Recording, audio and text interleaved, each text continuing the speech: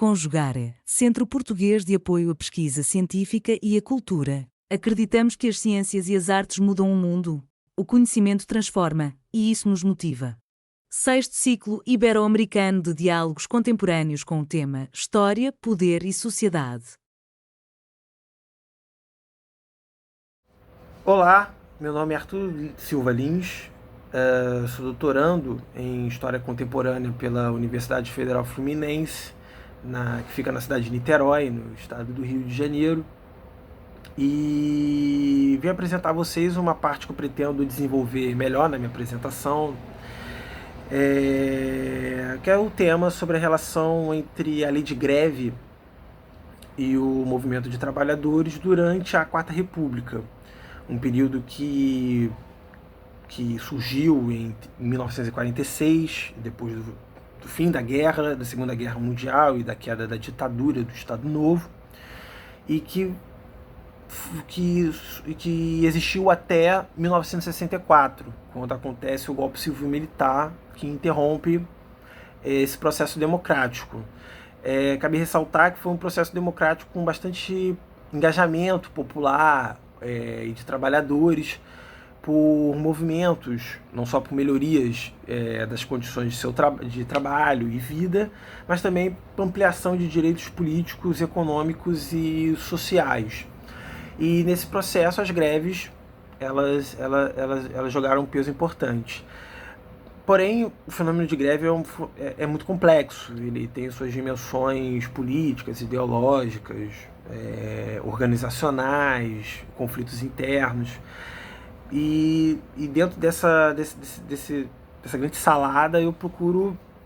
aprofundar aqui com vocês a dimensão institucional do conflito de classes e que desembocou em muitas greves. Dizendo de maneira mais resumida, muitas greves foram deflagradas durante o período porque surgiram de conflitos no campo do direito, principalmente na atuação da Justiça do Trabalho, e que isso estava intimamente ligado a um processo restritivo da lei de greve, um pilar, melhor dizendo, um pilar restritivo da lei de greve, que foi uma lei decretada em março de 1946, bem no início do período que eu abordo, que é o período democrático, que vai de 1946 a 64, como disse antes, mas bem no início dele, o governo Dutra, ele de forma autoritária, para impedir uma onda grevista que estava tendo naquela conjuntura do pós-guerra, mas também para estabelecer como um direito permanente, para enfrentar as futuras greves, que poderiam acontecer. É uma greve que proíbe, uma lei que proíbe o livre ato de greve, preconizando que para um ato de greve ser considerado legal, deveria o acordo que gerou esse tipo de greve, a tentativa de acordo, a tentativa de negociação coletiva, porque justamente as greves surgiram assim, de tentativas fracassadas de se estabelecer acordos e negociações,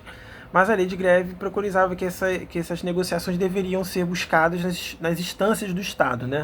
E que instâncias eram essas? Era o Ministério do Trabalho e a Justiça do Trabalho. Mas dentro da Justiça do Trabalho havia diversos tribunais, os mais conhecidos o Tribunal Regional e o Tribunal Superior do Trabalho, mas o Tribunal Regional com uma instância inferior, ao Tribunal Superior do Trabalho, e apenas tendo acórdão, os julgamentos dessas duas instâncias, assim poderiam os trabalhadores entrar em greve se não concordassem com elas. Mas se percebe em diversas greves no período, pelo menos a que eu tive acesso, entre a década de 40 e a década de 50, que as dimensões restritivas da lei de greve não foram respeitadas. Era muito comum que fracassadas, isso pelo menos no âmbito das greves gerais, não sabemos das greves generalizadas, mas na maioria das greves generalizadas, aquelas que envolveram a categoria inteira ou mais de uma empresa e tal, as greves gerais, percebemos que elas surgiram de tentativas de se realizar acordos coletivos, dissídios coletivos, que fracassaram no âmbito do Ministério do Trabalho e que os trabalhadores não tiveram muita paciência de esperar pela Justiça do Trabalho para para que fosse realizado um acordo e vendo se esse acordo era ruim ou não, entrasse em greve. Não, já entrava em greve antes mesmo dos acordos serem julgados pela Justiça do Trabalho ou durante esse processo, né? Você vê um processo de pressão política muito forte e que você vê que, de fato, na realidade prática, a lei de greve pouco surtiu efeito e que, além disso, criou-se uma jurisprudência, né, a partir do poder normativo da Justiça do Trabalho, de que tais atos, que já seriam caracterizados como ilegais por si, foram perdoados, dizemos assim, por essa jurisprudência, né, que normatizou essas ações de greve durante a década de 50 e que, para mim, e um evento que foi um marco desse processo, dessa inflexão na relação entre a Justiça do Trabalho, a lei de greve e o movimento dos trabalhadores, foi a greve dos tecelões de 1952 a 53, que surgiu justamente como para enfrentar uma sentença do Tribunal Superior do Trabalho, terminou de maneira dramática, houve assassinato de operário, uma violência policial desmedida, inclusive terminou com a derrota, né, porque tiveram que se submeter à sentença que não queriam, mas em vez de causar um recuo histórico da classe, essa greve geral, ela proporcionou um novo momento. Greves aumentaram depois dela, você vê que no próprio ano de 53 a 54, dá uma baixada em 55, retoma em 1957, você vê que esse processo, depois dessa greve, né, tem um processo maior de greves pressionando a Justiça do Trabalho, que eu acho que é muito interessante de iniciar um debate entre a historiografia sobre, que Thompson já dizia sobre o caráter da lei, né, sobre o caráter do Estado, inclusive, de que a lei ela tem o seu caráter de classe porque ela busca reforçar um tipo de relação de dominação, de exploração, mas ao mesmo tempo que ela é uma relação de reforço, é uma relação de mediação, porque nem todo sistema se baseia só na coerção, também tem seus elementos de consenso, e as leis, e principalmente as leis trabalhistas, elas podem entrar, ao meu ver, nesse contexto. E que, além desse debate sobre a lei em si,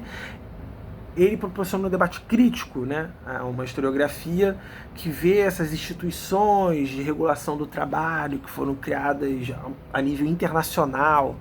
a partir da década de 30, principalmente depois do pós-guerra, com o estado de bem-estar social, e que sim, é uma crítica válida, que elas tiveram seus elementos bastante restritivos, como podemos ver na Justiça do Trabalho, dela ordenar a própria lei de greve, do que decidir o que é um ato legal de contestação ou não, né? Como se a contestação não tivesse já sua legitimidade social. Você vê que é um Estado autoritário que quer regular esse tipo de contestação, mas você vê que também tem limites nisso e que, ao contrário, você vê até mudanças, né, do próprio ordenamento jurídico da sociedade propiciado por essas mobilizações grevistas dos trabalhadores. E é isso que eu gostaria de discutir no Conjugar de forma mais profunda do que estou colocando nesse vídeo. E é isso. Muito obrigado pela atenção e até lá. Realização: Conjugare, Centro Português de Apoio à Pesquisa Científica e à Cultura. Inscreva-se no canal, comente, curta e compartilhe. Obrigado por assistir.